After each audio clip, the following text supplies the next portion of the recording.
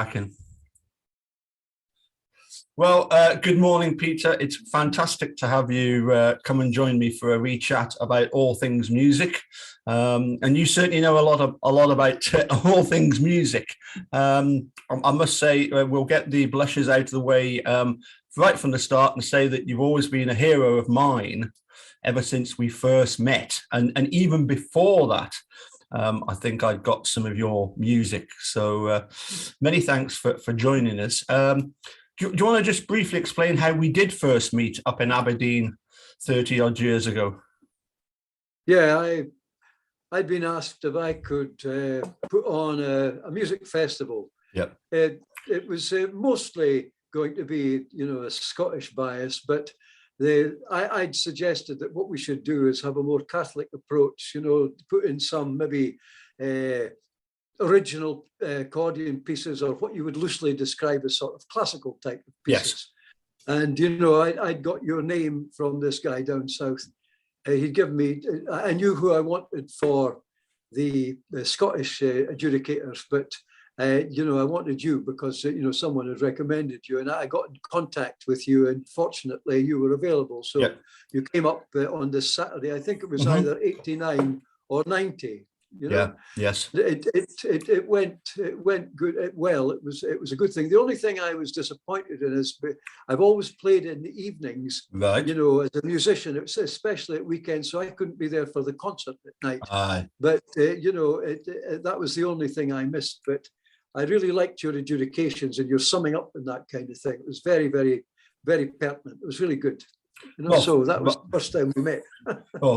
Thank you for that. I certainly had my dad to thank for that, because he used to do a lot of adjudicating and examining, and all over the country. In fact, he even went to Ireland a few times, and even across to Malta a couple of times. Okay. So yeah, he'd been well travelled in that respect, and it's always good going along and adjudicating. And I distinctly remember it's actually, believe it or not, one of the rare occasions when I've actually been in camera behind a booth. Okay. And it focuses the hearing, doesn't it? It's like if you lose one of your senses, i.e., you can't see the players, you tend to concentrate more on what they're playing. Absolutely. So yeah. I used to get that. I adjudicated at Perth for years. I did sort of, as we were saying, the sort of classical stuff. I did that for a good few years. And occasionally they would put me behind screens, but I'd tell them I didn't want that. Yeah. Because I wanted to be in a position. For example, there was a situation there where, you've got the secretary sitting beside you, and she's presenting all the various adjudication sheets and the music that you've got to be looking at while you're doing this. And she said to me, "Oh, this chap hasn't turned up. We'll have to take his name off."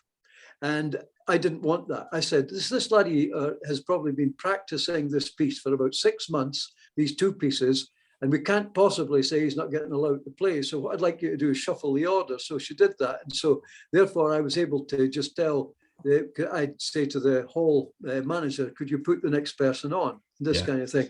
And yes. Plus, I wanted to see, how they actually performed. It was a great experience, I think, to look at that. I think that the idea really, Paul, was so that you can't be seeing someone and then there's favoritism. Say, "Oh, that's Jimmy. That's it. Yes. I'll better give him better marks." That would never ever occur to any proper adjudicator, I don't think. No, it's I mean, it's when it comes to adjudicating, obviously it is just like a beauty contest, and different people have different things that they listen for, and also it reminds me of the of refereeing in a rugby match, that the referee could call for all amount of crimes and sins and penalties at lineouts and scrums. He just goes with whatever he feels is the most appropriate. And certainly when it comes to adjudicating, as you say, it's just something you really enjoy. And if you can convey the fact that you're enjoying being there as an adjudicator to the competitors, even better, because that way, you're made to feel welcome. I mean, you touched on something there that we'll discuss maybe at a future chat, but the whole idea that if somebody arrives late, they haven't done it on purpose. Absolutely so. Yeah, absolutely. I mean, you get people traveling from all over the place. For example, the person that was late was coming down from Inverness. Wow. And so therefore you had to give them a bit of leeway, I thought. And they came in and they were rushed. And so I did speak to the guy and say, just take your time. If you need another few minutes just to compose yourself, that's no problem at all. I think it's good if you can actually, whether it's an exam or whether it's a competition or anything like that, whether you can try and put the person who's having to undergo this stress, just at their sort of a sense of calmness, because I mean, we've all done exams. So therefore, if you can help them to do their best, that has to go a long way to be what you really want to do. Yeah. Moving on to the second time we made contact, I managed to anglicize View for a Brimond and misspell your daughter's name. So no wonder you got in touch with me, and I write Aberdonian. No, it was just that I'd managed to get, I think it must have been, how did I get it? I don't know how they do it. Is it by YouTube that the committee for Perth, put this out? And I got an email sent from, this wee boy who I'd entered for the under 10s competition. And she sent me, of all the various things. And I listened to some of great performances in the senior traditional, stupendous playing, really technically fantastic. And I'd noticed I really liked the way that you sort of interpreted my stuff. You'd embellished it if you like, but I found it appealing. You changed some of the harmonies and this kind of thing, which I took as a great compliment. But the only thing was, I wasn't trying to correct you. I was just trying to let you know that my daughter's name, because she would be, incensed if she found that her name spelt. And I think it was the View Frae Brimond. That's right. Yes. Yep. We can't have you say from Brimond. No. and also, I when I mentioned to you about the fact that the number of exams and competitions that I was in and received my certificate, and they changed me from male to female, from Paolo to Paola. So I can understand this need to get the actual spelling spot on. I mean, I remember those two tunes, the Miss Adrienne Farnan and the View Frae Brimond. Now, one's from book 2 and one's from book 1. And I must have got them quite early on, because it was actually they were tunes that Keith Dixon learned and played. And would have used at Perth. And I must admit, years later, when I decided that I felt like I'd kind of missed out on a bit of my apprenticeship when it came to competitions, because when I moved up to Scotland at 18, I then stopped competing at competitions. I did my diplomas, but that was it. That was, end of story. So I felt like I wanted to get back and do some of the competitions, because you learn such a lot about yourself from doing competition. Like I say to a lot of people, I will never bungee jump, but I tell you what, you sit on that stage at Perth ready to start your March Strathspey reel, and you'll know what it's like to be a bungee jumper. And so what I did was I actually said to Keith, I didn't give him much choice about this. I said, I'm gonna enter for Perth this year. This was back in 2010. He said, oh, very good. And I said, you're going to help me by being my sort of ears, And I remember the day I brought along this sort of slightly altered version with a few notes added, as you say, and some chords and a bit more going on. And his comment was, there's a lot of notes in there. Which was absolutely brilliant. Anyway, we're not here to talk about my musical roots. We're here to talk really about your musical roots, because I must admit, I didn't realize anything about your sort of background.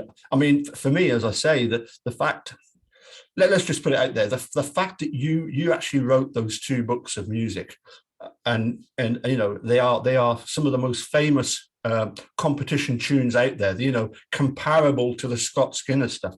And something like Arlene Barry has never actually been published, has it? No, it's never been published. No. Lots of people play I've got dozens.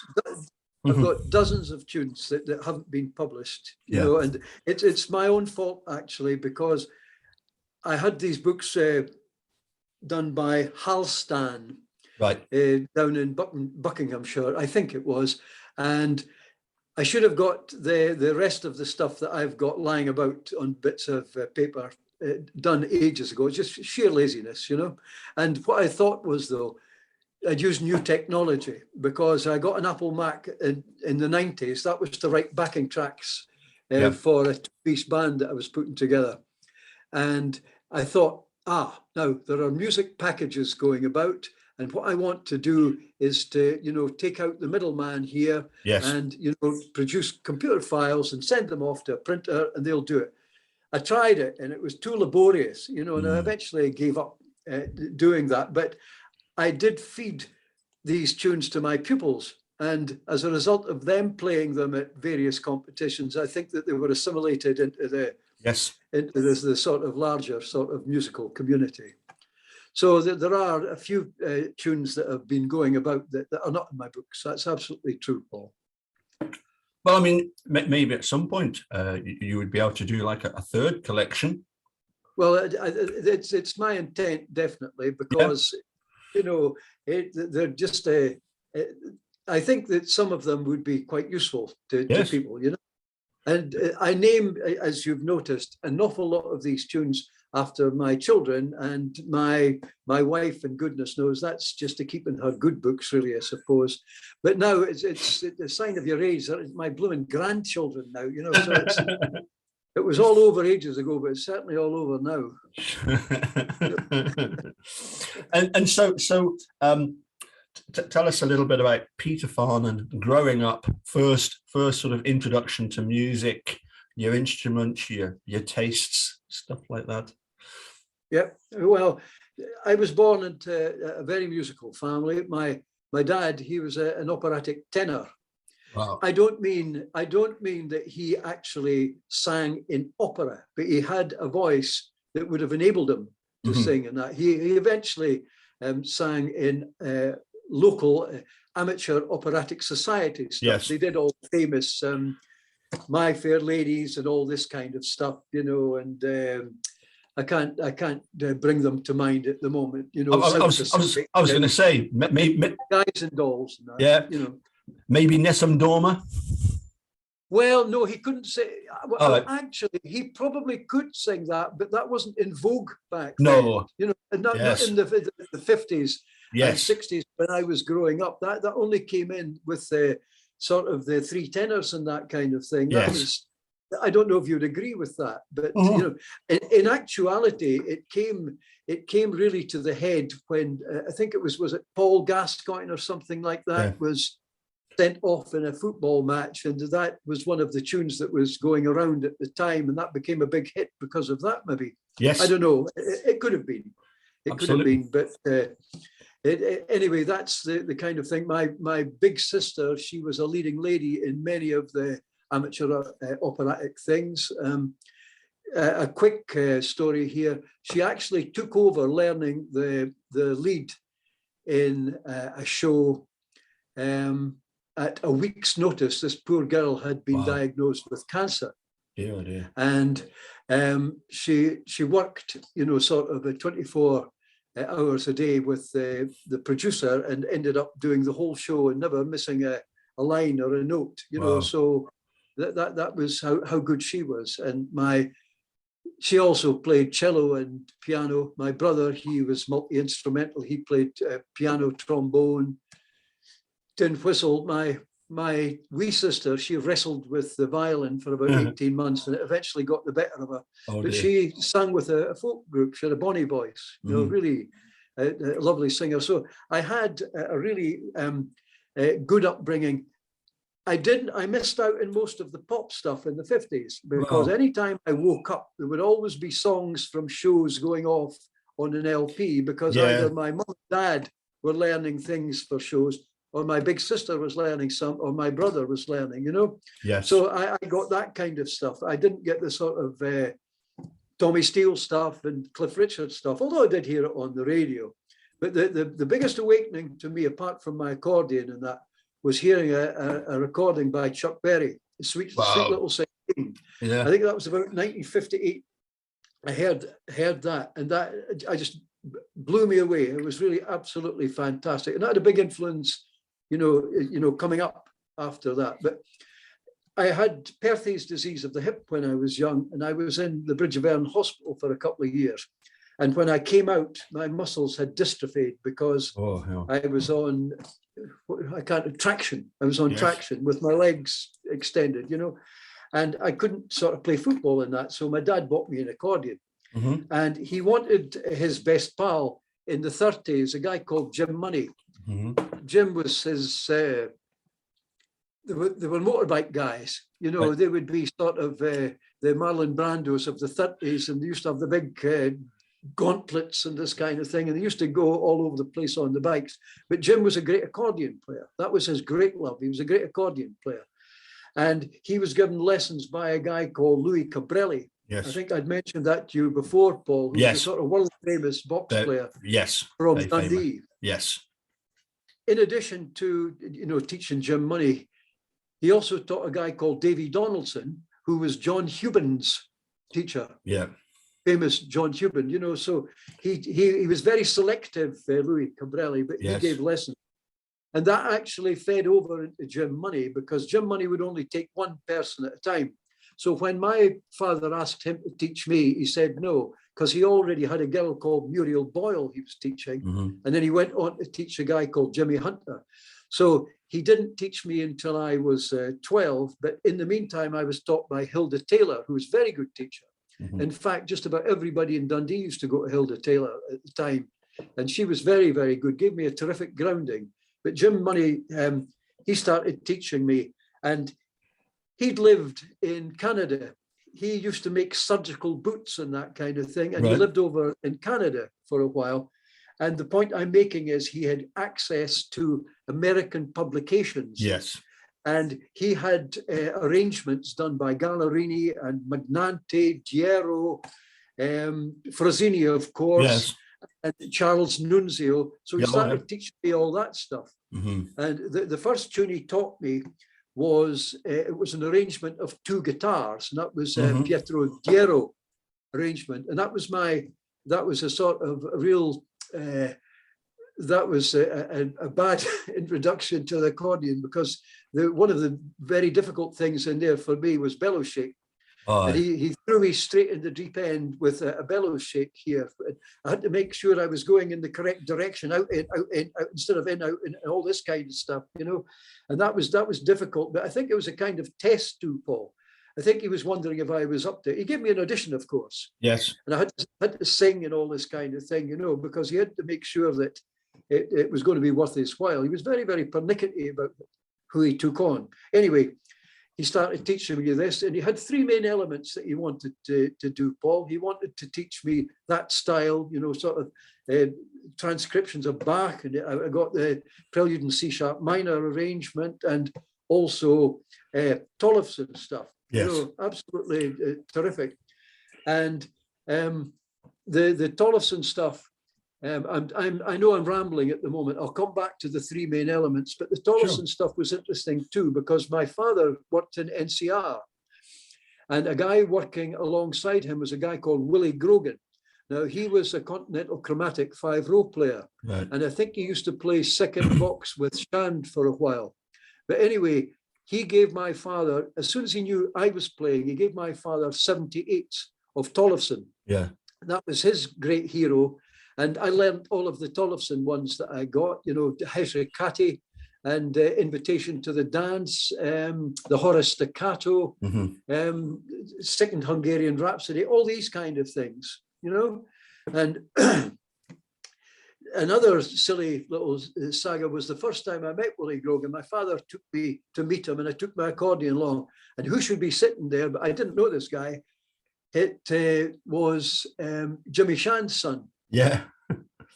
And I can't remember his first name, but it's not Jimmy. It'll maybe come to me later on. But I met him. We had a lovely evening, and the two players, they played, and I played my little thing when I was 12, and this kind of thing. And I was absolutely knocked out by the way these guys could play. They were fabulous. Anyway, I'm sorry, I'm rambling, but back to these three elements. He wanted me to do the classical style. He wanted me to do the Scottish style. And we worked initially from the Scottish violinists with all these wonderful Scott Skinner tunes and Marshall and this kind of thing. And I loved everything that Skinner did, everything. I don't think he ever wrote a bad tune. He was like the guy from Shetland, Ronnie Cooper. Never wrote a bad tune. It was absolutely wonderful, the stuff he produced. And I was completely entranced by this kind of stuff. It was fantastic. In addition, we did lots out of the Kerr's Caledonian collection. And if you look at the credits at the back of Kerr's Caledonian collection, you'll see it's Louis Cabrelli as one of the contributors there. And, you know, he did most of, I think, the theoretical stuff and that kind of thing. Now, you can maybe help me with this. Sure. The Italian teaching method, I don't know if this is the thing. If you look at the fingering in Kerr's Caledonian collection, you only have 4 finger numbers, and the thumb is known as a plus. Yes. Yeah. And perhaps I think they mean a cross, because you cross under with the thumb for scalic passages, and you cross over the thumb, you know, in descending scalic passages. Could that be maybe why the plus was there, Paul? I've actually seen both the plus to show the thumb and people have put a cross to show, as you say, crossing under and over. Yeah, well, I'd never had that explained to me. I made that assumption. Yeah. And lastly, the other thing he taught me was French continental music. Yes.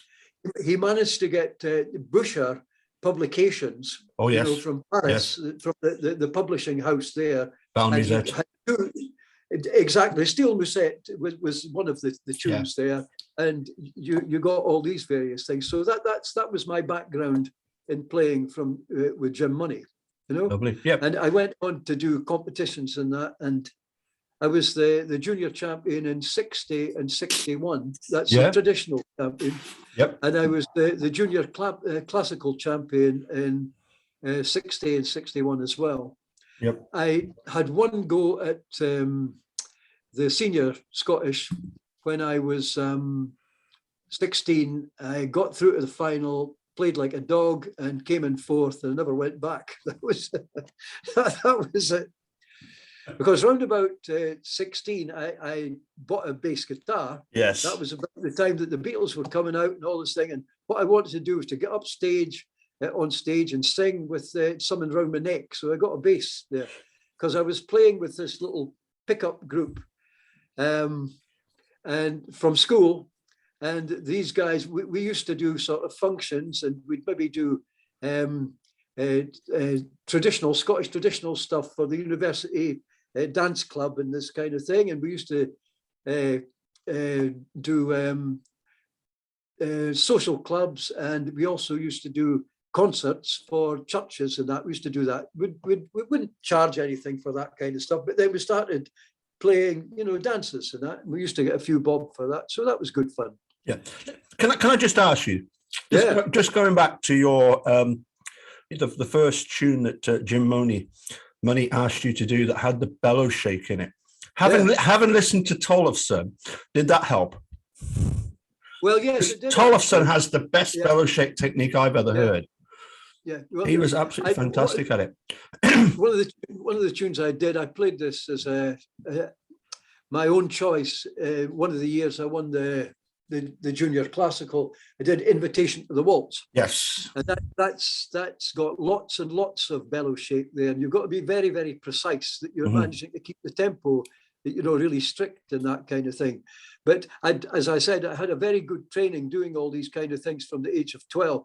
I did the Cuckoo Waltz when I was 12 and a half. Wow. And that's all bellow shake, as you well know, Paul. You know, that's, you know, pretty tough. You know, so I was quite reasonably well versed in that. You know, well, one thing about bellow shake, can I just come in? Yeah, absolutely. Yeah, I was listening to this thing on YouTube about 4 or 5 years ago, and this guy, I think he was Romanian, and I heard this guy playing, and this was a tune for this big gathering of wonderful accordion players, And this guy played a tune, and it was a continuous bellows shake for 3.5 minutes. Never heard anything like it. And he had the physical capacity and mental capacity to maintain a bellows shake for all that time. Just extraordinary. Yeah. You know. Yeah. Sorry. No, I was going to say, you know, like one of the things I always noticed with Charles Magnanti is that whenever he did a bellow shake, he would hold a left hand note down. My dad loved to do a triplet bellow shake because you go out, in, out, in, out, in. So therefore, if you're doing a vamp on the left hand, you're getting a bass note going out, but you're getting a chord coming in. And so therefore the bellows don't tend to wander out on you. But I remember that the first time I actually had any success at any competition coming back, and I think Graham Laurie was maybe being a bit kind to me, but he placed me first in the polka section at what used to be the Musselburgh Festival, and when because I played Billy Joel's Root Beer Rag, which is something that a lot of people have heard me play. And and he said, and I said, Graham, you know, because he came across and said, well done. I said, Graham, I think you're being kind because, you know, like we've known each other since I first moved to Melrose in '83. And he said, oh no, that bellow shake. I was doing a ricochet bellow shake in the middle of it. I remember that, but that's got the bumps as well. Yeah. Yeah. Yeah. And so, yeah, bellow shake, it's been something that I've been sort of fascinated with for a long time. But I just don't know how I'm going to manage to fit a bellow shake into Miss Adrienne Farnan or the View for Brimond. Oh, please don't do that. Please don't do that. Peter, it's been fantastic. Half an hour has flown by. Could we get together again, either later on in the week or maybe same time next week, to cover some of the other aspects of our chat? Because that was absolutely brilliant. Fantastic speaking with you. Quite delighted. I'd love that. Yeah. If you get in touch, please, Paul, I'd be delighted to do that. Yeah. And because we've got so much more to discuss. And isn't it funny how our sort of musical backgrounds are so sort of similar? You know, I mean the first thing I did playing in a Scottish dance band when I moved up to Scotland, that was the first thing I ever did, was play bass guitar in Keith's Scottish country dance band. Fantastic. Yeah, I did. It was just, you know, he said, I'm looking for a bass player. I said, well, I play bass guitar, and I even stuck a bit of like foam under the strings to try and give a bit more of a, you know, like a typical sort of double bass sound. But of course, it messed up the intonation horribly. But never mind. Anyway, listen, Peter, thank you very much, and look forward to the next chat. I'll possibly even later on in the week if you're around. Yeah, I think I could manage that, Paul. Excellent. Well, that's not too good for the golf up here. Yeah. Peter, thanks very much, and we'll catch you soon. Bye for now. Bye-bye.